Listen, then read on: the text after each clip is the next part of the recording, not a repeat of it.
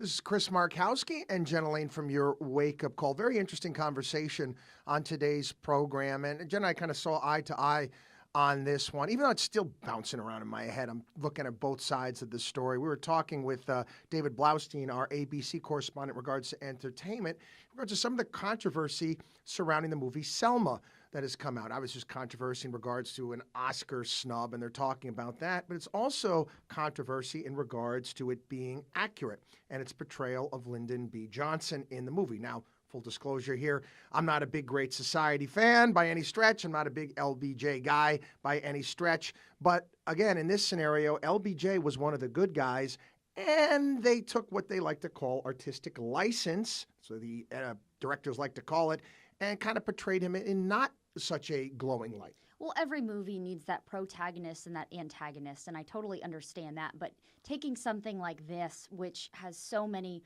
underlying emotional undertones for people, and I think just hearing the name Selma, you automatically think of those marches and the people that were, brutally attacked during those. I mean, it took a lot, and it was a painful part of our nation's history. And so if you're going to put historical figures like MLK Jr. in there, and you're going to put Lyndon B. Johnson in there, you probably need to be factually accurate. And I would agree with you in that sense. While they're saying, you know what, we're not putting a documentary together here. Nonetheless, I think you still have a responsibility to be truthful to the public. And that's one thing people take issue with, was how on board was Lyndon B. Johnson with this? How much coaxing did he need? And it wasn't so much the fact that he needed coaxing to understand what was going on here, that there was an injustice being taken place and people were being denied the right to vote.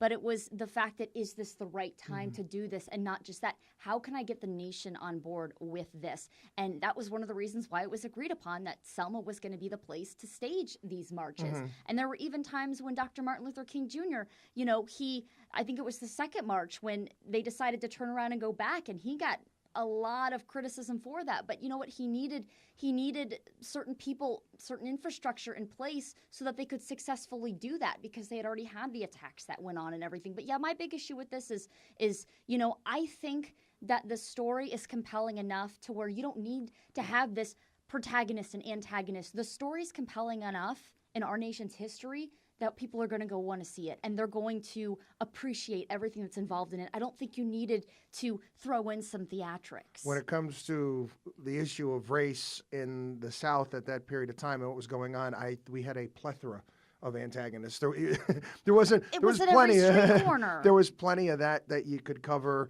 and you didn't need to take the artistic license. And listen, they say this. I'm not a documentarian. Listen, documentaries are different. They usually have voiceovers and people explaining, and college professors giving their theories and whatnot and what happened, and the journalists that were there at the day. You can be true to a story without having to change it. Like I said, I'm a huge history buff.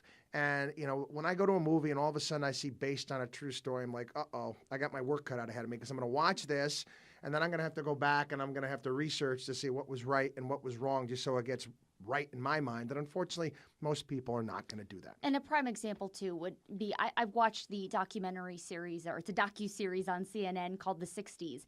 And I thought they did a much better job of portraying that time period and what went on. And they talked about the Freedom Riders, and they talked about those marches. And I thought that, you know what, you didn't have this. I mean, it was a documentary. And so it was all just brought out in historical context. I couldn't take my eyes off of it. I just wish that the people that created this film would have maybe thought about it from those lines, and not underestimated the American people. Yeah. Because I think that, it doesn't matter what walk of life you come from. I think anybody that recognizes what our nation's been through and where we are now, I think will be compelled to see it for that very reason. Make sure you're tuned in. Your wake-up call every morning, 6 a.m. to 9 a.m.